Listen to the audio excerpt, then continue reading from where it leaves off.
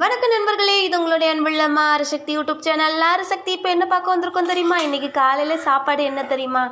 அழகான செங்கல்பட்டு அரிசியில் பொங்குன கஞ்சி தான். என்னோடய 4வது அக்கா வீட்டிலேருந்து நேற்று கொண்டு வந்திருந்தாங்க. அழகாக அந்த பாருங்க, வித்து மாதிரி எவ்வளோ அழகாக இருக்குது பாருங்கள். நான் சாப்பாடு சாப்பிட்ருக்கேன், ஆனால் கஞ்சி சாப்பிட்டது கிடையாது. செங்கல்பட்டு அரிசி கஞ்சி. இன்றைக்கி இது பார்த்தோன்னே ஆசை இருந்துச்சு. சரி, ஓகே, சாப்பிட்லாமே அப்படின்னு சொல்லிட்டு வீடியோ எடுக்க வந்துட்டேன். பார்த்தீங்களா எவ்வளோ அழகாக இருக்குன்னு? இதை எடுத்து நம்ம தட்டில் வச்சுக்கலாமா? இதுக்கு நல்லா நீர் தண்ணி வச்சு உப்பு போட்டு கொஞ்சம் வெங்காயம் எல்லாம் போட்டு வச்சு சாப்பிட்டோன்னு வச்சுக்கோங்களேன், செம்மையாக இருக்கும். தேவைக்கு வச்சாச்சு. அப்படியே கொஞ்சம் நீர் தண்ணி ஊற்றிக்குவோம். ஊற்றி வச்சு நான் ஏற்கனவே உப்பு போட்டு கலக்கி தான் வச்சுருந்தேன், அதனால் நிறைய உப்பு போட வேண்டாம்.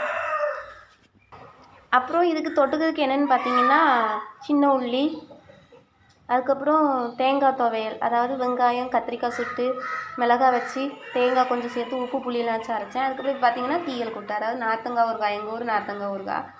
இதை வச்சு தான் சாப்பிட போகிறேன். அதுக்கப்புறம் பார்த்தீங்கன்னா இங்கே ஒரு டம்ளரில் நீர் தண்ணி எடுத்து வச்சுருக்கேன். இது எதுக்குன்னா, கஞ்சி குடிச்சிட்டு மேலே குடித்தா கொஞ்சம் நல்லா தெம்பாக இருக்கும், அதுக்காக. வாங்க குடிக்கலாம்.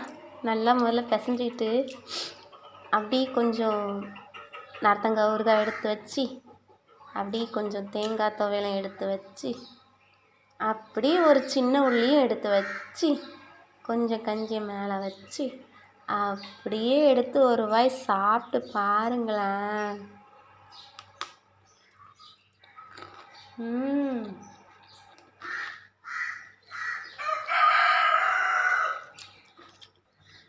செம்ம டேஸ்ட்டாக இருக்குது, வேறு லெவலில் இருக்குது.